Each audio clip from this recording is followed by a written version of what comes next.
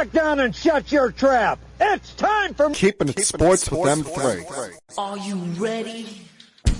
Are you ready? Well, I'll need some beer. Are you ready? You have to ask me nicely. Come on now, don't be bashful. Are you ready? Are you ready for Place for the best sports talk and news surrounding each league. I can prove it with my usual flawless logic. Hey man, this time we're gonna do it my way. What's your name again? And now, here's your host, M3, Mike Rosansky. Coming to you from Freehold, New Jersey. It's time for Keeping It Sports with M3, normally powered by the Connecticut School of Broadcasting. Good afternoon, everyone. I'm, of course, your host, Mike M3 Rosansky, coming to you on this now Monday evening of the 13th day of October.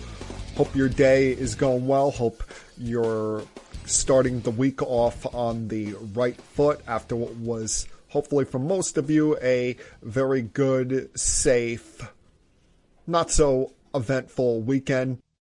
Gotta be honestly considered not doing the podcast today, just considering the fact that I'm working tomorrow. I'm not in the normal studio down in Cherry Hill, New Jersey. We got muggy weather outside. If you're in the Northeast, you know all about this northeastern that's going on, and hopefully everyone's being safe out there, not doing anything foolish or stupid while you're out driving around, doing whatever it is you need to do. But then I realized, so much has gone on in this last week that I need to vent about, that I need to talk about, get off my chest, because next week will be a whole new news cycle. It'll be 2 weeks removed from most of this, so might as well get some thoughts out here and now, whether it be another trash showing by my New York Jets on a whole new level across the pond in London yesterday, or whether or not the Giants are actually going to have a season here. Some other interesting things that went on in the NFL. Of course, I'm paying attention to the Major League Baseball playoffs, and that's where I have to start this week, because it came to an end last Thursday night. The 2025 season for the New York Yankees is officially over.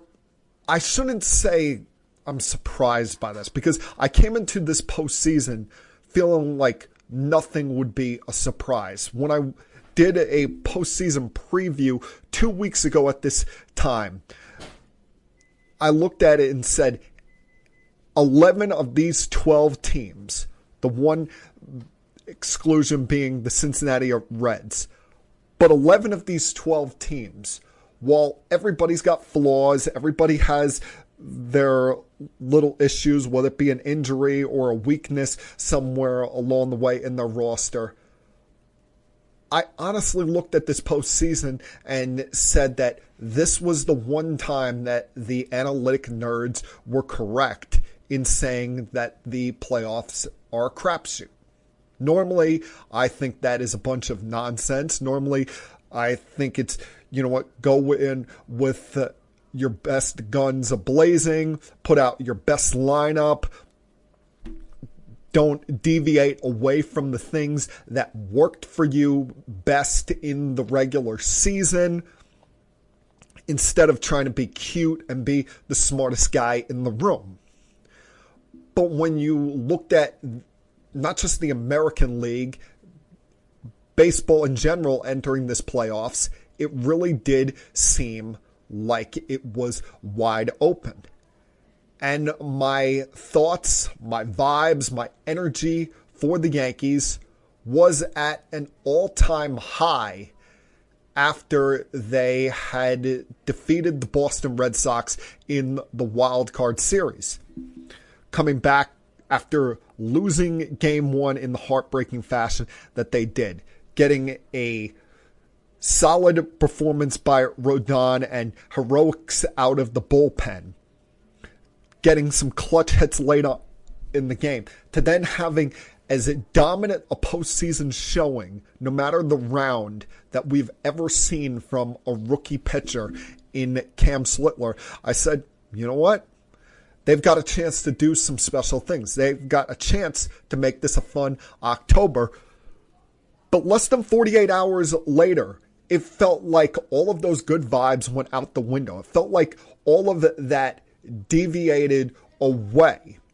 And I felt a sense of negativity reign on top of the Yankees that was well-deserved after getting blown out in 2 games in Toronto in the fashion that they did. I mean, their starting pitching was absolute crap. They did nothing offensively. I don't care what they did in that 7th inning of Game 2. That game was a beatdown to the highest degree. And then they come home and you just see the same old nonsense going on. Rodon pitches horribly, can't even get through 3 innings. The Yankees are struggling to get runners on base against Shane Bieber for the short time that he was there. And then you get this moment, a moment that you thought maybe would be the launching pad for the New York Yankees, a moment where you said, you know what? They've got a shot to complete a comeback here. Even with it being just 1 game here, they've got a shot to come back and win this series. Toronto's got flaws. Toronto was going to be burning out their bullpen with how short they went with Yesevich in Game 2. The fact that they needed to use the bullpen for 6 innings in Game 3, and knowing that they were going to have a bullpen game coming into Game 4, you get this monumental moment from Aaron Judge, something that we have long waited for, seeing from him in the postseason. And now it seems like that was a million years ago. Now it seems like, it feels like that never even happened. As great as it felt at that time, as thunderous as you heard Yankee Stadium when that ball hit off the foul pole to tie up that game at 6 apiece, you felt like you were on the high of highs. You felt like the Yankees were going to really have something special going here. And they threw it away because the issues that have hindered this team all year long reared their ugly heads in Game 4. Now, they've dealt with bullpen games in the past. They've dealt with having to go up against teams like the Rays have done it for years, where they were going to be using 6 or 7 relievers. In this case, the Blue Jays used 8 different pitchers to get through Game 4. But the Toronto Blue Jays were just overall the better team in this series. In really all 4 games. I mean, their bullpen crapped the bed in Game 3. This honestly should have been a sweep with how bad Rodon pitched in that Game 3. But the Yankees fought back, gave us a chance to see Cam Slittler one more time, and you knew he wasn't going to be as dominant as he was in the wild card series, because that would be unfair expectations to throw on a rookie in his 2nd game. But he at least can put his head to pillow last Thursday night saying, hey, I did my job. The Yankee offense didn't show up other than a game-tying home run by Ryan McMahon. The Yankee offense did absolutely nothing. They were 1 for 6 runners in scoring position, left 10 guys on base, had plenty of chances in those late innings when it was still a 2-1 ball game. But then when Devin Williams came in, gave up a couple of runs in the 7th inning, hope started to feel bleak. You get the one last crack at things in the 8th inning, but Wells gets too jumpy and flies out on the first pitch.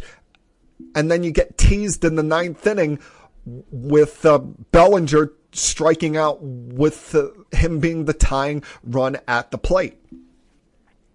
And you're left here for the second year in a row, third time in the last 4 years, watching another team celebrate on the field at Yankee Stadium. Something that I utterly despise, something that bothers me more so than them getting eliminated from the playoffs. It's one thing if they had lost in Toronto in a Game 5. That happens. Toronto had home field advantage. They were the better team this season. But for them to allow another team to celebrate on their field, it's just an embarrassing sight to see. And let's face it, outside of Aaron Judge, this offense did nothing in this series. He had his big moment. Leading up to that, it was just a lot of dink and dunk singles and doubles that got his batting average high. But while Vlad Guerrero was having a monstrous series in his own right, he didn't just carry the Blue Jay offense by himself. You're watching the supporting cast, as Stars would say, the others doing their job and helping him get to the finish line, whereas Judge was not getting that. You're watching this utility guy that I guarantee that the casual baseball fans never even heard of, Ernie Clement, constantly getting hits all over the place. He had a 4-hit game in this series. He had 3 straight multi-hit games to close it out, and he was just unconscious. So was Dalton Varsho. So was Addison Berger. He recorded 3 hits in Game 4. I'm sure every Yankee fan is sick to their stomach seeing this guy, Alejandro Kirk, who was probably all of 5'7", looks like he's Humpty Dumpty sitting on a wall, and he's hitting bombs against them.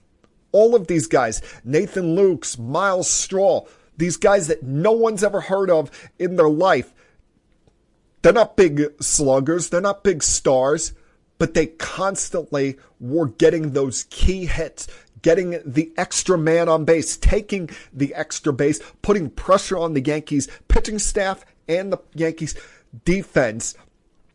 Something that the Yankees were not doing back to the Blue Jays.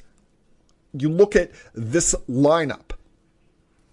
I mean, Grisham and Volpe were absolutely awful in this series. Grisham, he can head off to free agency with his 33 home runs from the regular season. Bye, see ya, get lost.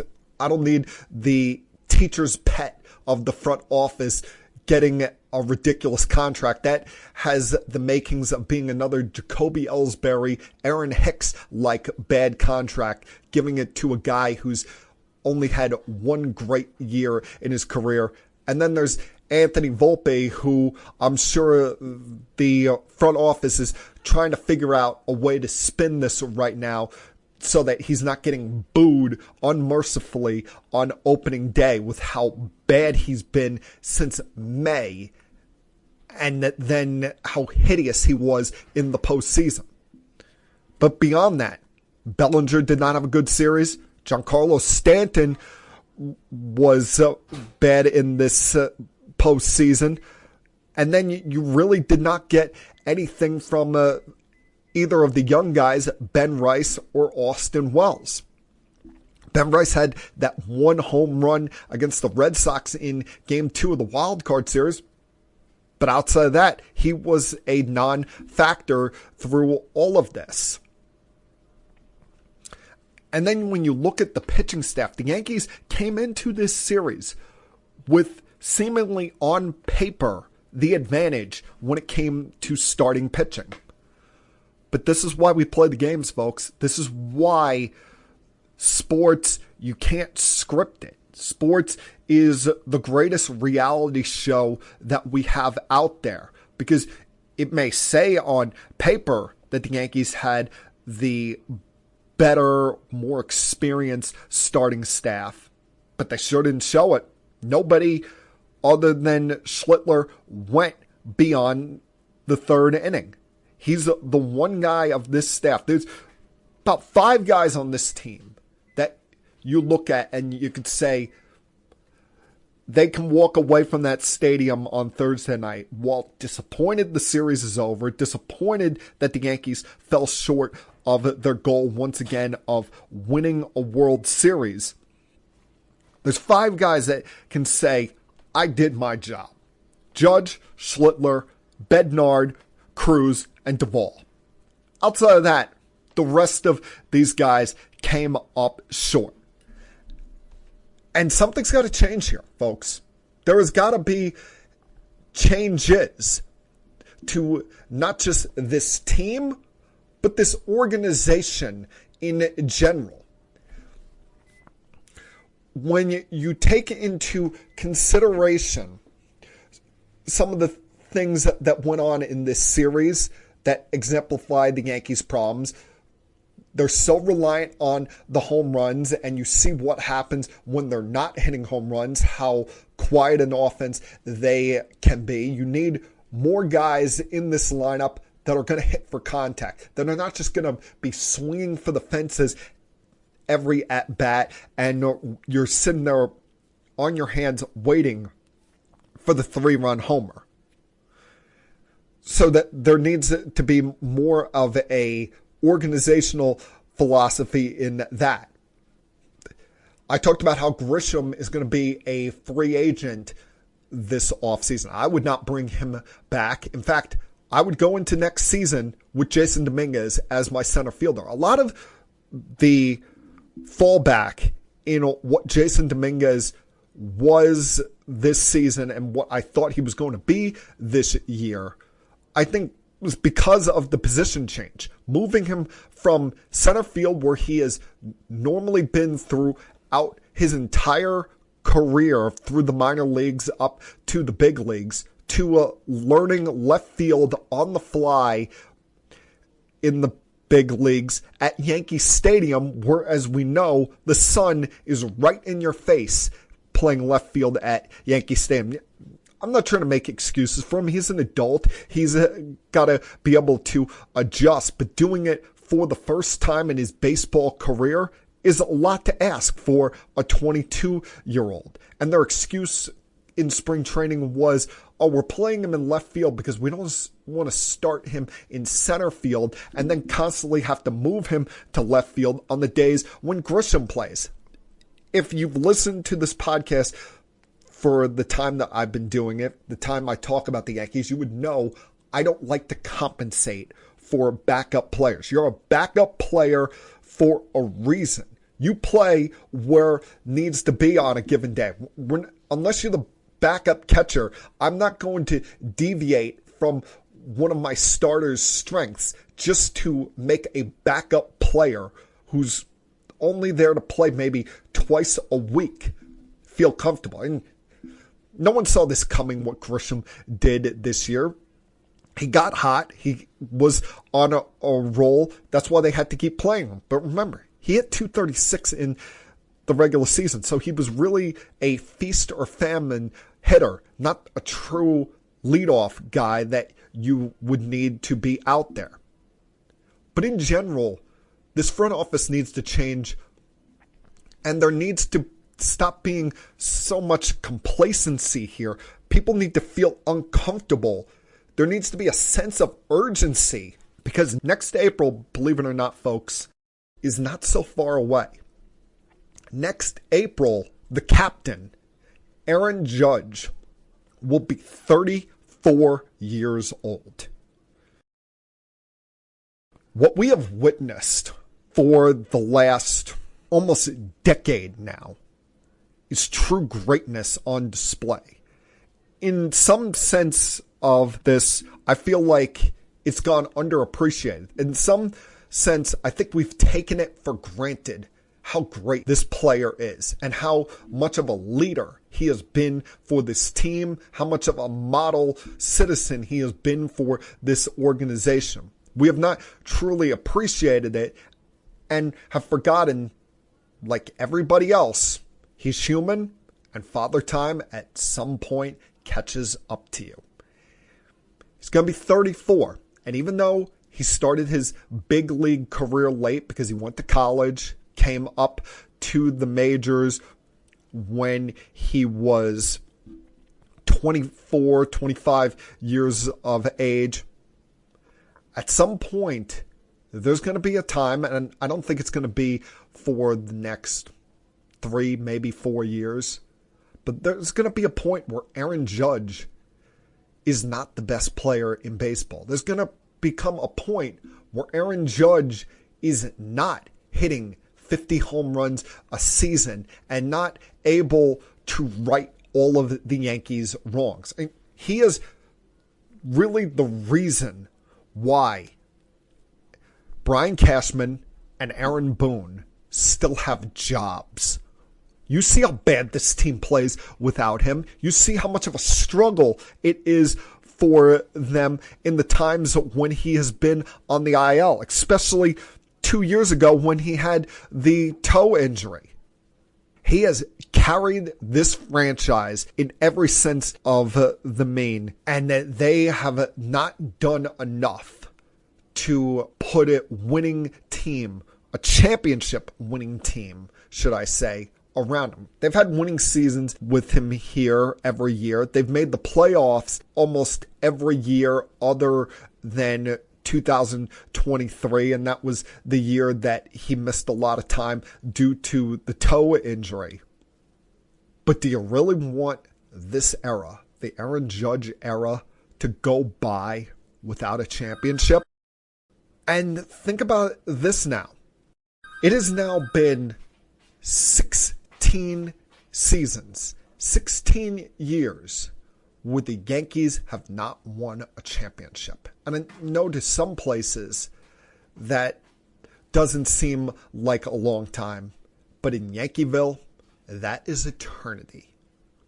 Especially when you consider the resources that they put forward. You can't ever call Hal Steinbrenner cheap, but you can say they spend the money in the wrong ways. I mean, you saw and heard the way that Derek Jeter and Alex Rodriguez were tearing this front office to shreds during the post-game show, giving Aaron Boone a lot of credit, saying that this wasn't his fault, even though he's in lockstep with the front office. But this front office has put together this team in the wrong way. They're too reliant on sluggers, not as reliant on contact and creating danger and havoc on the base paths. You have too many guys out of position on this team. You have too many, as A-Rod said, DHs on this team. You can't figure out what's going on with the catcher or first base position. And it left them exposed against a Blue Jay team that was more versatile, more willing to do different things offensively. They could hit home runs just like the Yankees could, but they also were versatile enough offensively to say, let me settle for a single. Let me settle for getting contact here to advance the base runners or drive in a run rather than trying to hit the ball 15 rows deep in the seats, knowing that there's a good chance if I don't make contact here, it's going to end the at-bat in a strikeout. They weren't striking out much in this series, whereas you saw the Yankees striking out and flailing at a lot of bad pitches. And that's what happens when you rely on the home run. It's a disappointing end to their year. Second year in a row, they've ended their season at home, watching another team celebrate. But they have no one to blame for themselves, whether it be the way they build things organizationally, how this team fared against the division all year long. I mean, think about it. If They played better against the Blue Jays, not getting swept in that 4-game series in July, not having a losing record to the Boston Red Sox all season long. Would have played better against the teams in the East that were not named the Baltimore Orioles. We could be sitting here talking about the Yankees having the first round bye, talking about the Yankees having home field advantage in the division series, the Yankees being the 1 seed in the American League. But instead, we're talking about another failed season, 16 consecutive years without the Yankees winning a championship. And when it comes to the history of this team, when it comes to the standard that was set a long time ago by Hal's father, the late great George Steinbrenner, and the amount of money they put into this team, what they charge fans at the gate and in the concession stands and at the food courts, it's completely unacceptable. They have set a low expectation, a low bar compared to what the Yankee teams of the past have done. And it very much is not going to change until they change organizationally with their philosophies and their mindset. All right, a few other things I want to get to throughout this podcast. Give you some thoughts on the Jets, the Giants. A couple other things I saw throughout week 6 in the NFL. A college thought or two, as well as some more on Major League Baseball a little bit later on. So probably going to talk here at least another half hour, 35 minutes, get some thoughts out of my brain, vent here a little bit. For those of you who are listening or watching this week, thank you very much as always. And as I tell you each and every single week at this time, please sit back, relax, help put your feet up if you feel like it, and continue keeping it sports with M3. I'll be back.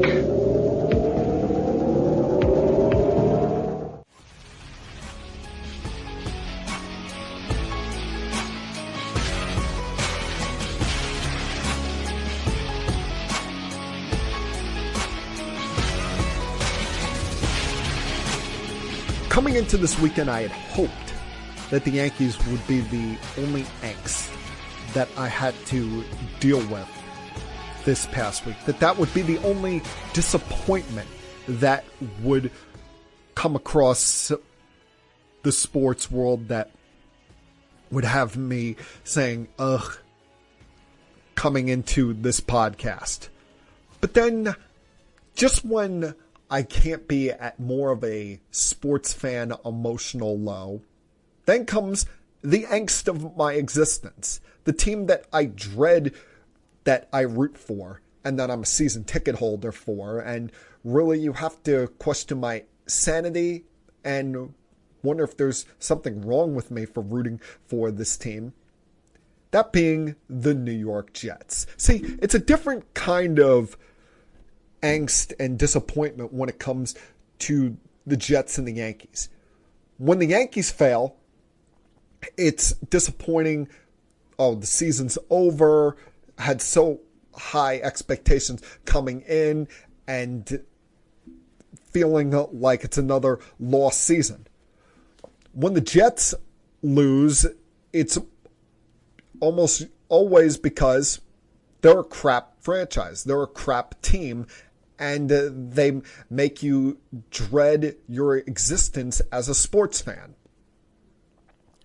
This time, they decided to go across the pond to London and lead a embarrassing, awful, hideous Sunday. That didn't have to be an awful, hideous Sunday when you take into consideration they lost this game by 2 points to the Denver Broncos. After the way that they have played so far this season defensively, the way you watch week in, week out Justin Fields struggle, you would have thought the Broncos have a pretty good defense. had a big comeback win against the Philadelphia Eagles in Philadelphia last week. They're riding on an all-time high. But the Jets catch the Broncos on a week where they played a lot of sloppy football, where they were the ones committing the penalties. They had 7, the Jets only had 2. They're giving the problems on special teams, whether it's allowing long returns by the Jets, putting the Jets in good field position to start some of their drives. They were the ones sloppy with the football. You thought you were seeing things. You thought it was a mirage less than 2 minutes into the game when the Jets finally got their first takeaway of the season. That has probably been even more so than the number of points that the Jets have given up, the yardage that they've given up in some of these games, probably been the most embarrassing thing from this defense. Not the poor play of Sauce Gardner or their lack of pass rush in certain games. No, it's been the fact that they were the first team since the merger, dating back 60 plus years, to go through the first 5 games of an NFL season without getting a takeaway. I mean, we've seen even teams that went 0-16 not do that. But for this Jet team, this Jet defense that has played so horribly to not get one takeaway until their 6th game of the season is absolutely embarrassing. But this defense came out ready to play. This defense, for the first time this year, looked like the strength of this team.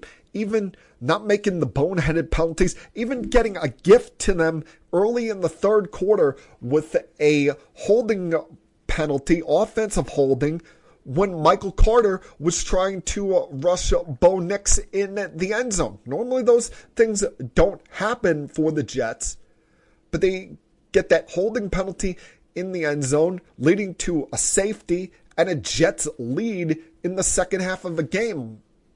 Something that you have not seen since week 1 this season. But very predictably, the Jets went 3 and out on the next drive. We're actually in the negative in yardage. And why? Because I don't think I'm overstating this. I don't think I'm looking at this in hyperbole when I say that may have been the worst quarterback performance in NFL history yesterday, in which a quarterback did not turn over the football. Justin Fields was that bad, was that non-competitive, didn't give the Jets even a fighting chance to win this game. They were either settling for field goals or it was 3 and outs, or getting that very fortunate safety call in the third quarter. But the Broncos didn't have to do anything exotic, didn't have to do anything unique defensively. They knew they could just rush 4 guys at him, and they ate him up all day long. See, he wanted to make excuses last week when a reporter brought to his attention about how no quarterback holds the ball longer than him, how he has the slowest release time of any quarterback in the NFL. And he talked about how, that doesn't take into account my scrambling, my running around. Well, dude, you got sacked 9 times yesterday. You only had 45 passing yards, but those 9 sacks, for those of you who may not know, when you're sacked, that counts against your passing yards. So he lost 55 yards on those 9 sacks. And you look at it at the end of the day and see he had a net of negative 10 passing yards. Absolutely atrocious, absolutely embarrassing to see from an NFL starting quarterback. And I don't think I'm reaching here when I say that if Aaron Glenn had the testicular fortitude in the second half of that game to bench him for Tyrod Taylor, who's a career journeyman backup quarterback. But at least you've seen the best quarterback production from him this year in that one game that he started compared to the 5 games that Justin has started. The Jets win that game if Tyrod Taylor takes over at halftime. It doesn't mean you're giving up on Justin Fields for the rest of the year. But man, you got to get a win here. While I understand the need to want to see things from Justin Fields, he's still only 26 years old. You want to see if there's a chance he could be your Baker Mayfield. You want to see if there's a chance that you could develop something here where even in a lost season, you say, we have our guy for now until we truly find the guy. We have our guy that we can build the team around and start focusing on other areas until we find a more lockdown, long-term answer, long-term solution at the quarterback position. But for Aaron Glenn after this game to act like it was such a ridiculous idea, such an awful idea from a reporter, this being Brian Costello, asking him if Justin deserved to start next week and him to have an attitude about it, saying, quote, "What kind of question is that? You know better than that," end quote. That's ridiculous. And Aaron Glenn, read the damn room. I've tried to be supportive of you. I have tried to be patient with you. But the way that you have coached so far through 6 games, yes, a small sample size, you've looked overmatched. You look like you have no idea what you are doing. Because going to Tyrod Taylor in that second half is not giving up on Justin Fields. It's giving your chance to win a football game. How do you expect to lead a group, a locker room, and look at that other 52 guys on this team and say, you know what, I gave you a chance to win this game, if you don't put forward the best chance at winning with a quarterback out there? You're watching this guy hold on to the ball when there are people wide open. He's late on so many passing opportunities to Garrett Wilson. And I think that was part of Garrett Wilson's frustration why he's yelling at Glenn going back to the locker room at halftime.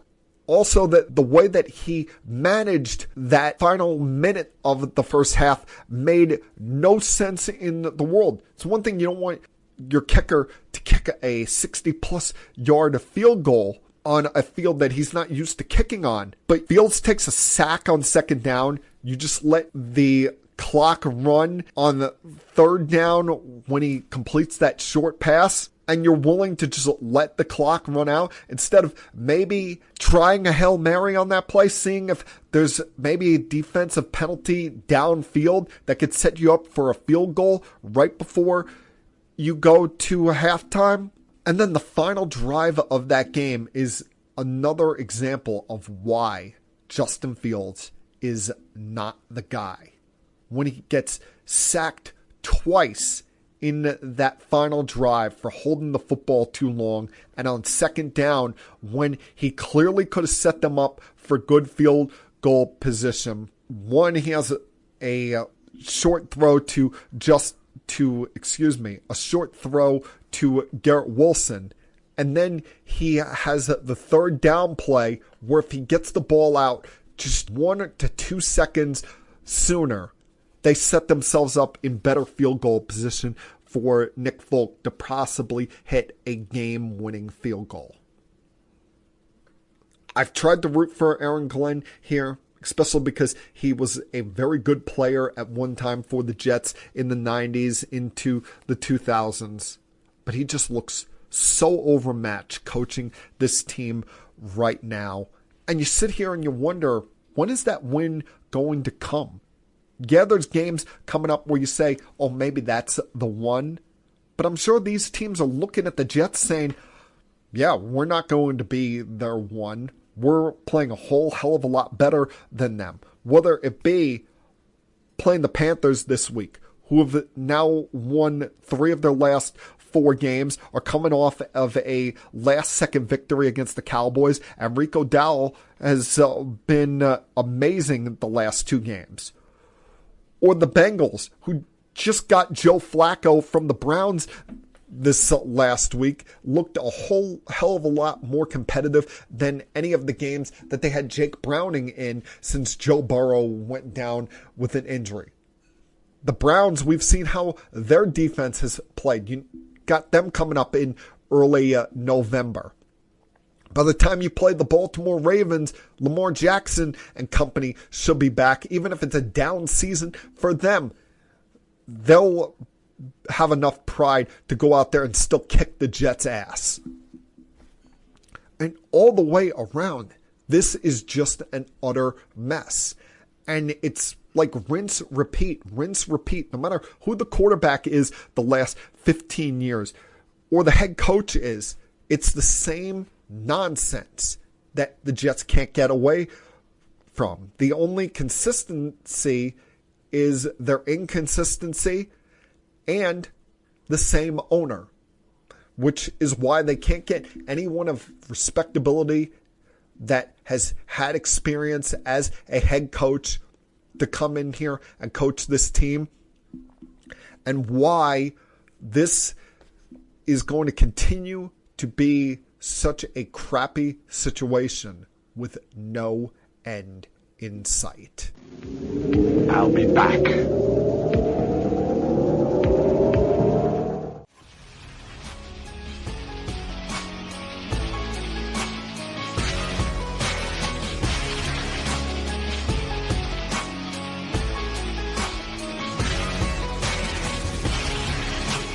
You really have to wonder sometimes what goes through certain people's minds. You really have to wonder if some people think before they speak and if people are able to read the room.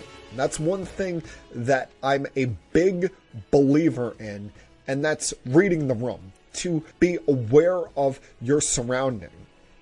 But clearly, one Mr. Tua Tagovailoa does not do that, does not read the room, is not capable of placing blame on himself. He's one of those that will be pointing the finger elsewhere, not realizing that while he does that, 3 fingers are pointing back at him.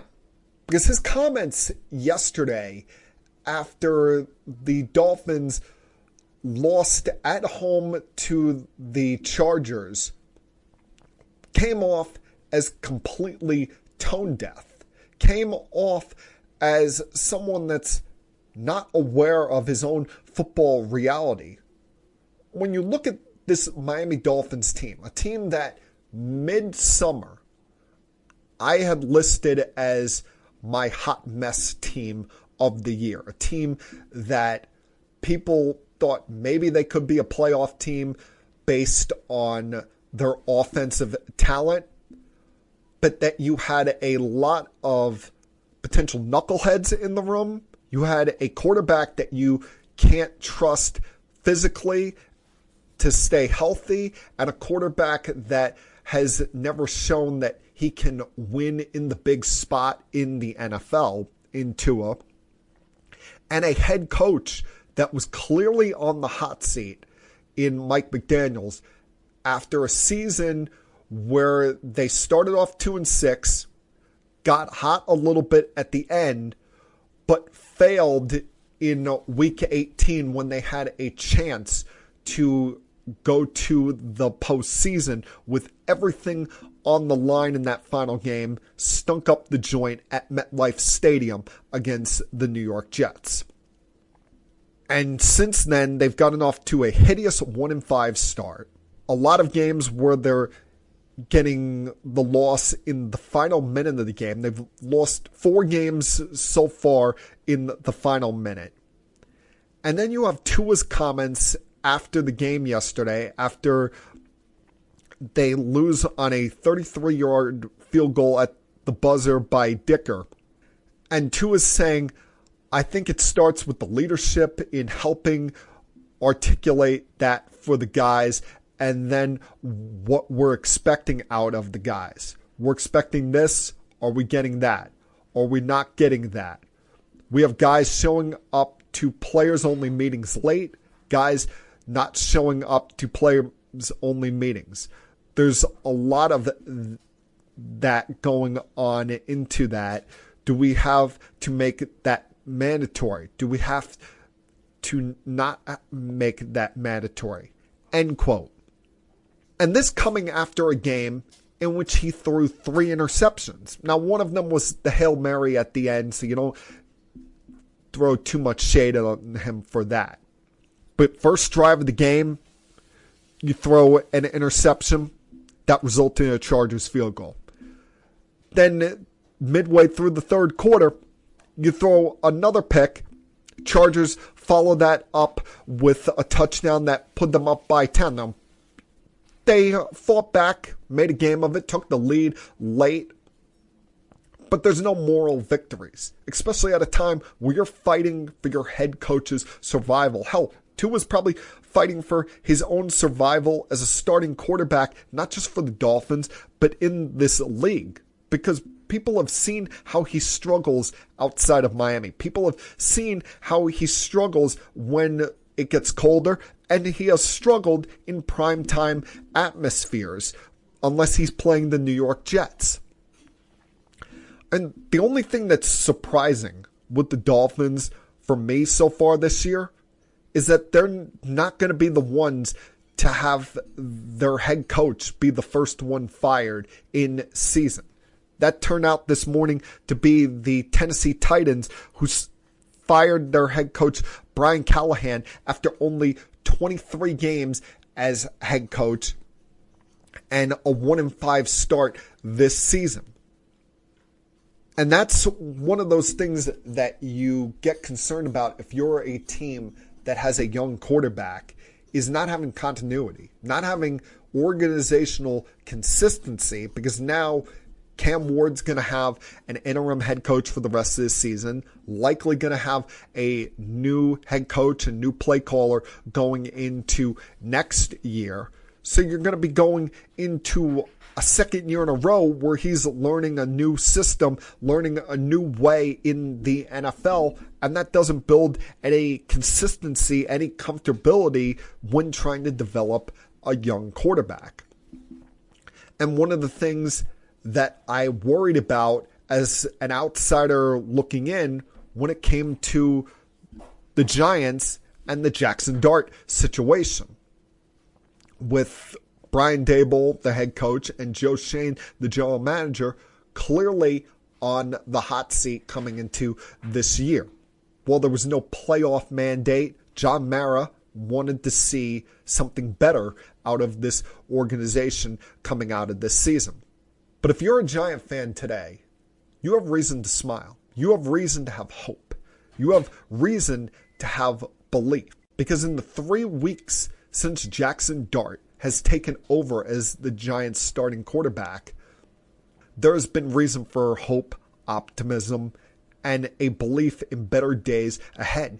There's been such an emotional uplift in this organization watching this kid play quarterback compared to the first 3 weeks of the season when Russell Wilson was the starting quarterback. It makes you sit there and wonder, how is this kid not the starter at the start of the season? What did they not see from him in training camp and the preseason to say he wasn't ready for this role? Because he has clearly looked more than ready. He has clearly looked more than suitable to be a starting quarterback. While the numbers have not been over the top mind-blowing, just the energy you have seen from this team, both offensively and defensively, for the most part, is a complete 180 compared to what it was for the first 3 weeks of this season. And yes, it sucks losing your best offensive weapon in Malik Neighbors. no one is going to be able to truly recover from losing a talent like that. But what you've seen from Jaxson Dart, what you've seen from running back Cam Scatterbo, is been a effort and a change in culture that has uplifted this team and this fan base to say that maybe we're not a playoff team this year, but we can definitely have a very fun season. What's really startling about all of this is that Jaxson Dart has been able to have success, but let's face it, not the greatest weapons in the world. I know Wan'Dale Robinson is a solid wide receiver, but he's probably on a winning team more of a number 2 or more likely number 3 type wide receiver. You've got this guy, Lil Jordan Humphrey, coming out of nowhere, making some good plays for them the last couple of weeks, especially at a time where they're without Darius Slayton, as he didn't play last Thursday night due to a hamstring issue. And this Giant team pulling off a victory that I think most people would have laughed at you for saying they could do a week ago at this time. If you had gone into last Thursday night guaranteeing a victory over the Philadelphia Eagles, knowing that they were coming off of a bad loss to the Denver Broncos. They've had the offensive struggles in their own right. Even without their stud defensive tackle, Jalen Carter, you would have still given the edge to the Eagles because they're the reigning defending Super Bowl champions. And even with the lack of explosion from their offense, you figured at some point Saquon Barkley is going to take off. You figured at some point there would develop a cohesiveness between Jalen Hurts and between Devontae Smith and A.J. Brown. But still, this Eagles team has struggled, has failed to find an identity, and the Giants have capitalized on that.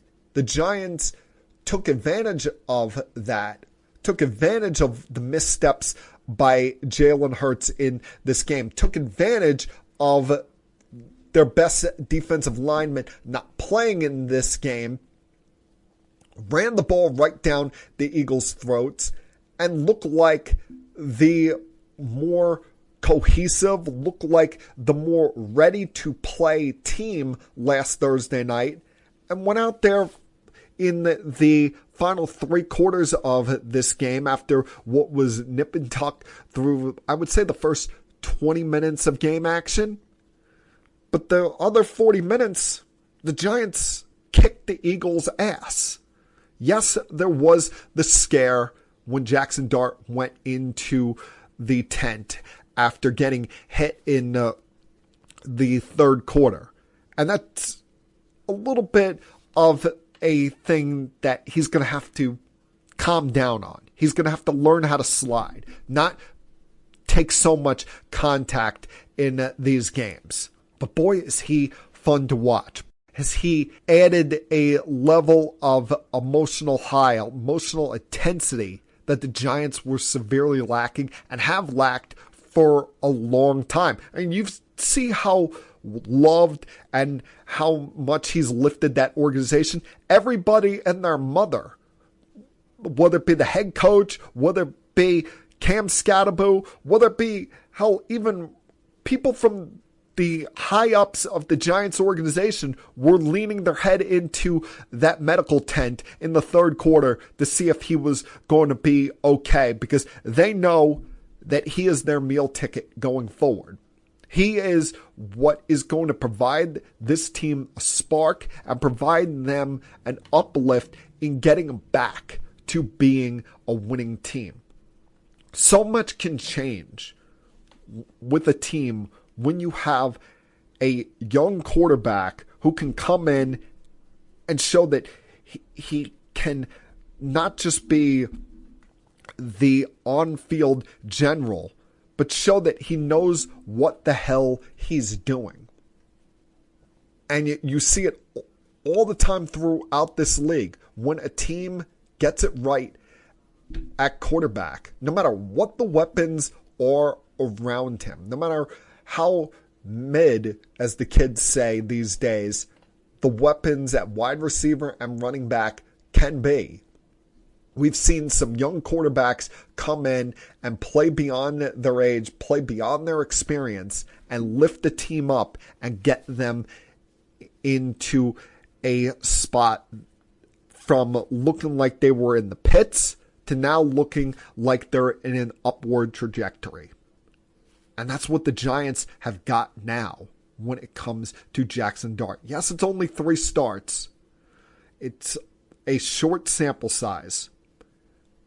But as a Giant fan today, you have a reason to smile. You have a reason to be optimistic. You have a reason to go into each and every single week and say that as long as this kid is standing upright, as long as he is healthy, we've got a chance against anybody. And yeah, the competition is going to become more difficult going forward. You've got the Broncos in Denver coming up this Sunday. You hope for your sake that there's some jet lag there from the Broncos coming back from London. And then the week after that, you're going to be playing the Eagles in Philadelphia. And at that time, they likely will have Jalen Carter back. But there's no reason to go into any Sunday feeling like you're an underdog, feeling like you have no chance to win. Albeit you don't have your number 1 wide receiver in Malik Neighbors. But this kid, Jaxson Dart, what was, yes, a late first-round pick, may be the thing that saves Brian Daboll and Joe Shane's jobs and turns the entire future of a Giant team that, while we knew they had a lot of positives on the front 7 defensively, had a lot of question marks offensively, and may turn them from the pits that they've been for the better part of the last decade to a team that is on a trajectory upwards. And that's all you can ask for as a fan of any NFL team. I'll be back.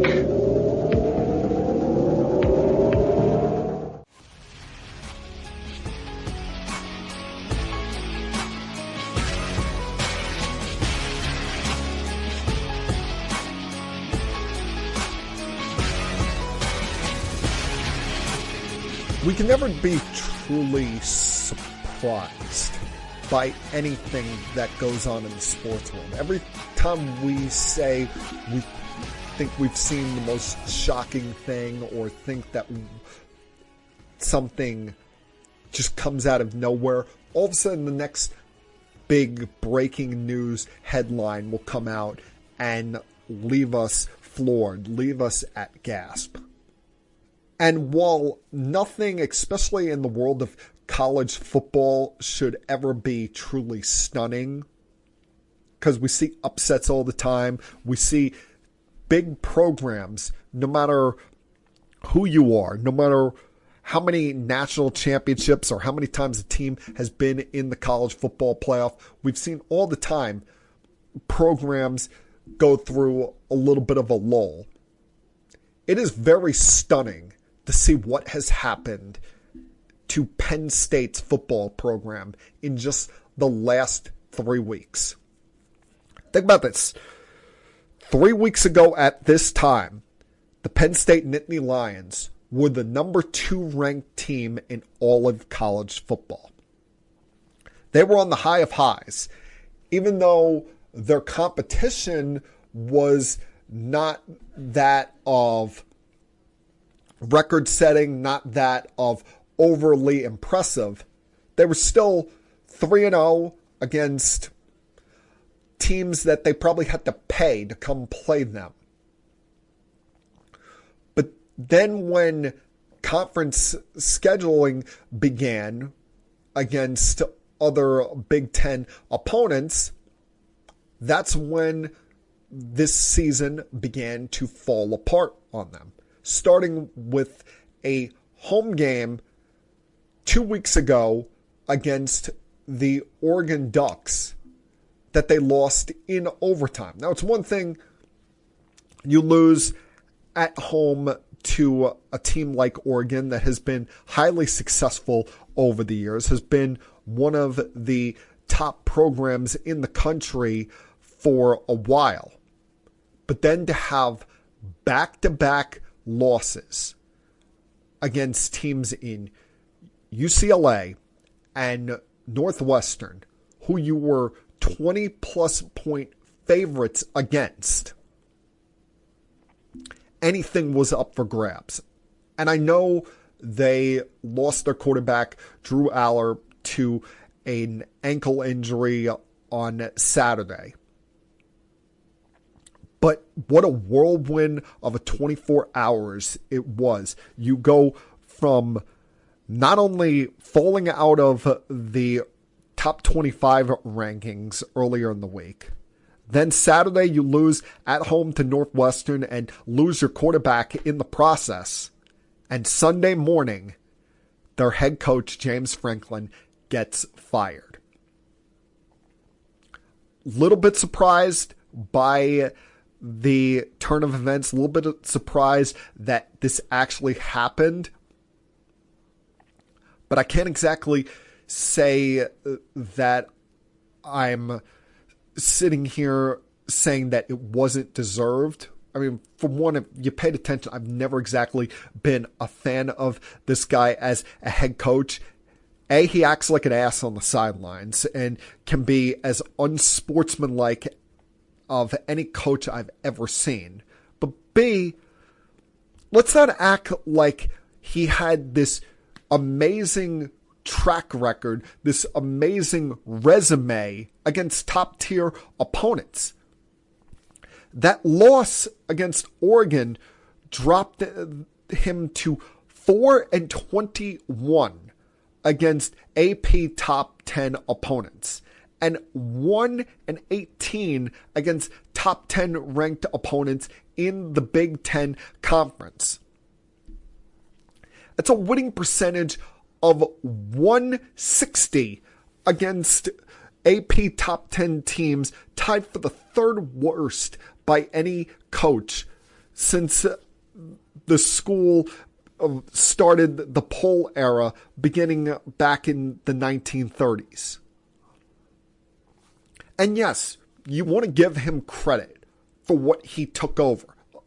And 11 years ago when he came into this program, they were in the doldrums. They were in as bad a spot as you could be in the wake of Bill O'Brien leaving them high and dry to go back to the NFL. And this program was still feeling the effects of all of the sanctions levied down on them for the Jerry Sandusky sexual abuse scandals. And for him to turn this program around in the fashion that he did, get so many top-tier NFL prospects, including Saquon Barkley, Micah Parsons, amongst others, and turn them into a perennial playoff contender. I mean, they never got to the level of beating the likes of Ohio State or Michigan, but they were in the mix. They were a team that made the playoffs just last year. And now in less than a year, he's gone. A bit of a surprising turn of events, but hard to have sympathy for the guy when he is going to be getting $49 million as the remaining of his 10-year deal will be paid. And, if he does manage that money correctly, that's a pretty good severance package for a head coach that turned the program around, got them in a right direction, but never really got them to that level where you want to be when you're playing in a big conference. And that is not just in the mix, but truly contending for a national championship. Even though the Yankees are out of the mix in the postseason, don't think I'm going to be ignoring the baseball playoffs. And baseball remains my favorite sport, even more so than the NFL and the NBA. I love baseball. I tell you all the time during the regular season, if I've got nothing going on and I don't have work the next day, if there's a game on in the West Coast on MLB Network, I'll flip it on, even if it's two teams that I have no true interest in, no true gripe with as a fan. I'll flip it on because I'm a baseball fan. I love baseball. It's my number one sport. But I do have interest in this remaining playoffs as we're now down to 4. We've reached the league championship series with the ALCS getting started last night. The Mariners taking game 1 up in Toronto. And tonight we'll get the NLCS underway between the Brewers and the Dodgers. My rooting interest here is going to be for the Mariners and the Brewers, considering the Dodgers and the Blue Jays are the two teams that have eliminated the Yankees from the last 2 postseasons. Plus, besides rooting against the team that eliminated my team when it comes to the postseason, my interest always turns into what will annoy the networks and the nation at large, the fans that are interested, the casual fans, most for a championship final series. In the NBA, since I didn't have any true interest, since we know the Nets are never a playoff contender, my rooting interest became in the postseason, even though I don't have a big hatred for the New York Knicks. It's more so their fans that annoy me. My rooting interest became for the smaller markets, mid-market teams to reach the finals, which we got. OKC versus the Indiana Pacers. And that remains the same here for Major League Baseball. What would annoy Fox the most is if they didn't get some combination of either the Dodgers or the Blue Jays in the World Series. Because you get an abundance of eyeballs on a World Series that has Canada part of it, since the Blue Jays are more than just Toronto's team. They're an entire country's team. And then in the case of the Dodgers, I think we've seen enough of their nonsense. We've seen enough of the ass-kissing by the national media for Shohei Ohtani, how seemingly they bow and kiss the ground that he works on. If we got a Brewers-Mariners World Series between one small market franchise and one kind of mid-ish market franchise in Seattle, that would annoy the living hell out of Fox. That would just have them smashing their heads up against the wall, the same way that I'm sure ESPN, ABC, Disney in general was for the NBA Finals this past season. They love the big markets. They love hyping up having, LA or Miami or New York or Boston part of it. But when you get that different city in there, it drives them absolutely nuts. And that's what I'm hoping happens in this World Series. We're off to a good start in that, with the Mariners winning game 1. And while you can't define a series as over, if the Mariners win game 2, Blue Jays have Yusevich going in game 2 of this series. You don't want to go on the road for games 3 through 5 potentially, losing the first game. And right now, the Mariners look like they're on their way to doing that, as they have a 6-3 lead into the sixth inning. But still, there's a lot of time left in that game. There's still a lot that can change, a lot that can happen.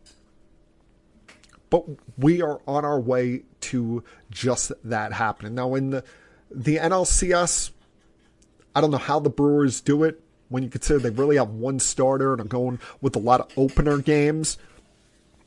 And I know there are people wanting them to change things up and put Jacob Mizorowski in the rotation and have him start some games, but it's worked so well with him pitching a bulk role out of the bullpen for this postseason that I don't know if I want to adjust things and get this kid out of a rhythm.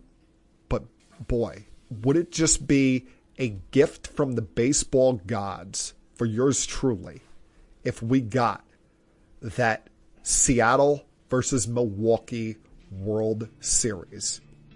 I know Fox doesn't like it, but I would absolutely love it.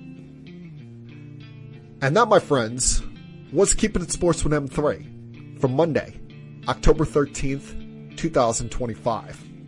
Everyone, please have a great night. Have a fun, safe, happy, healthy week.